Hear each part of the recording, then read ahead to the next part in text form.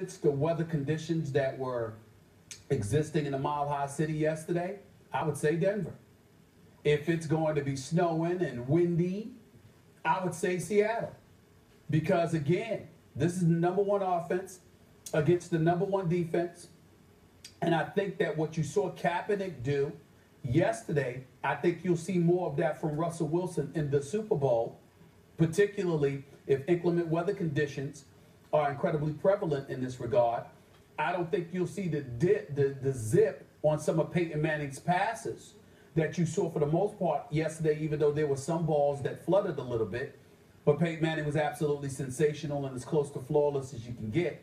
I mean, in the end, what it comes down to is that this offense, with Demaryius Thomas, with Julius Thomas, with Decker, with Wes Welker, with Sean Moreno, with Marino, one of the key things that I'm going to be looking for outside of inclement weather, Skip, is if you're Denver's receivers, are you going to be soft? Because Seattle is going to try to push them around. Now, Denver's got some size, particularly with the Thomases. But Thomas can't show up the way he did against Aqib Talib when they went Foxborough. He's got to show up big like he did yesterday.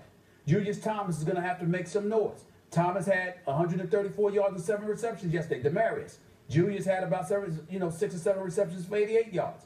They're going to have to show up in the Super Bowl. They're going to have to be primary targets. And Wes Welker obviously is going to have to be effective in the slot as well. It's going to remain to be seen. But to me, it's very difficult to say at this particular juncture because I need to know the conditions under which they're going to be playing this Super Bowl more so than anything else right now, Skip. I'm no weatherman, but from what I read and guess and hear, sounds like there's going to be some precipitation. I don't know if it's going to be snow or sleet or just rain.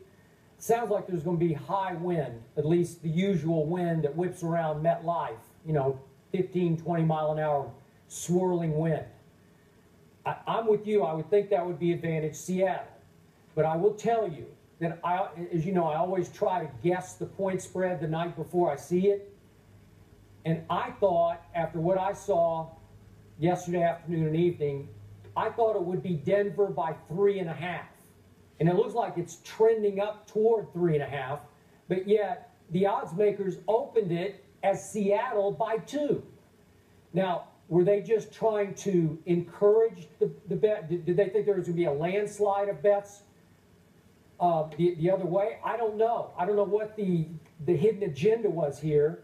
But I'm going to take it at face value that somebody who's pretty smart thought that Seattle might be slightly the better team. Maybe weather was a factor into that. But I will tell you this.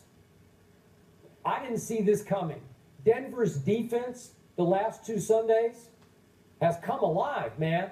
It's playing physical, as Wes Welker said in his speech the night before, NFC-style playoff defense.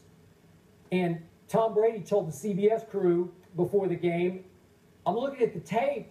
They got 6 different starters from the defense I saw in Foxborough back in, November. All of a sudden, they rushed the passer. They covered. They look legit.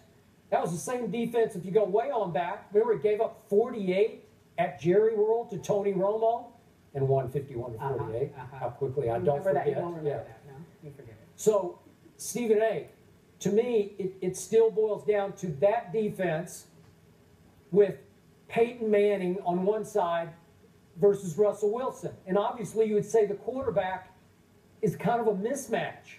Russell Wilson didn't play great yesterday. We talked about how he made the one throw with no real pressure. He got to have a free play, flags flying on offsides. But as many completions as Peyton Manning makes, Russell Wilson, game after game, seems to make 1 or 2 the kind of plays, just the plays that turn games. So I will bet Russell Wilson plays pretty well in this game. Obviously, Marshawn Lynch, against a defense that has been top 10 against the run in Denver all year, very quietly, might have a little bit of a hard time. So, at this moment, early on, got 2 weeks to go, I'm with what Kerry's saying. It should trend up. I'll bet within a couple days it'll be Denver by 3 because the public will be jumping all over a Peyton Manning who's been hot in 2 games and a Denver defense that has come alive. Well, listen, their defense is coming alive. I like this kid, Paris Lennon. Yeah. You know, obviously when Von Miller and those boys went out, this guy come in. He's big. He's 240. He's got a lot of size on him, physical, even though he got hurt a little bit yesterday. I'm just looking at their defense right now. They're a physical bunch. They're willing to get at you. I love Knighton. I mean, that's a big man that essentially neutralized New England's running game. He did. LeGarrette Blount couldn't be found yesterday. Really couldn't be found yesterday. If he's able to have that kind of impact against Marshawn Lynch and the Seattle Seahawks, it's a wrap.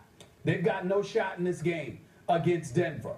They're going to have to be able to run the football effectively because that's the only way they're going to be a threat to put up some points, in my estimation. If they can't do that, because Knighton and those boys are neutralizing their running game, to me, Seattle doesn't have a shot because your defense can only do but so much for you. And you can't count on your defense being able to position you to put up points against Peyton Manning. They might be able to stop you. You're right. To some degree. But to force turnovers and make things happen where you're generating offense from it is an entirely different matter altogether. That's not happening against Peyton Manning.